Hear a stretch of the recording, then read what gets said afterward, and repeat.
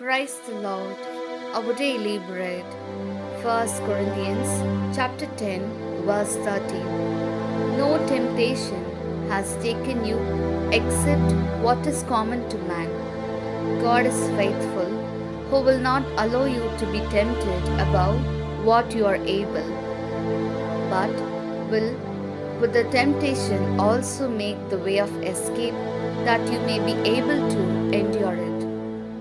Almighty God, thank you for giving this wonderful verse. May your presence showers on us. O Lord, you have chosen us to go through suffering. May you give us the strength to endure trials and not be discouraged. And may you bless us with courage and hope that you are with us, beginning this day and throughout our lives. We ask this in the name of Jesus Christ. Amen. அன்றாட உணவு 1 கொரிந்தியர் அதிகாரம் 10 இறை வார்த்தை 13. உங்களுக்கு ஏற்படுகின்ற சோதனை பொதுவாக மனிதருக்கு ஏற்படும் சோதனையே அன்றி வேறு அல்ல. கடவுள் நம்பிக்கைக்குரியவர்.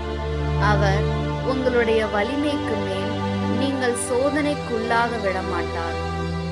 சோதனை வரும்போது அதை தாங்கிக் கொள்ளும் வலிமையை உங்களுக்கு அருள்வார். அதிலிருந்து விடுபட வழி செய்வார்.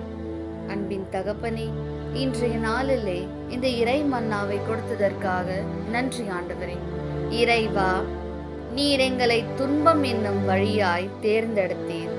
சோதனையினால் மனம் துவண்டு போகாமல் அதற்கான வலிமையை எங்களுக்கு அளித்து மன தைரியத்துடன் நீர் எம்மோடு உடன் இருக்கிறீர் என்ற நம்பிக்கையில் இந்த நாளை துவங்கி எங்கள் வாழ்நாள் முழுதும் எங்களோடு இருந்து எங்களை ஆசிர்வதியும். ஆமீன். അന്നുള്ള ഭോജനം 1 കൊരിന്തോസ് 10 അധ്യായം 13 വാക്യം. മനുഷ്യ സാധാരണമല്ലാത്ത ഒരു പ്രലോഭനവും നിങ്ങൾക്ക് നേരിട്ടിട്ടില്ല. ദൈവം വിശ്വസ്തനാണ്.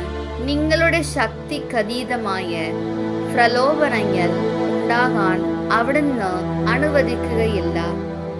പ്രലോഭനങ്ങൾ ഉണ്ടാക്കുമ്പോൾ അവയെ അതിജീവിക്കാൻ വേണ്ട ശക്തി അവിടുന്ന് നിങ്ങൾക്ക് നൽകും. ദൈവമേ, അങ്ങ് കഷ്ടതയിലെ ഞങ്ങളെ തെരഞ്ഞെടുത്ത് പ്രലോഭനങ്ങളിൽ മനം തളരാതെ ജീവിക്കുവാൻ അങ്ങ് ഞങ്ങളോട് എന്നും കൂടെ ഉണ്ട് എന്ന വിശ്വാസത്തിൽ ഈ ദിവസം ഞങ്ങൾ തുടങ്ങുന്നു. ആമേൻ.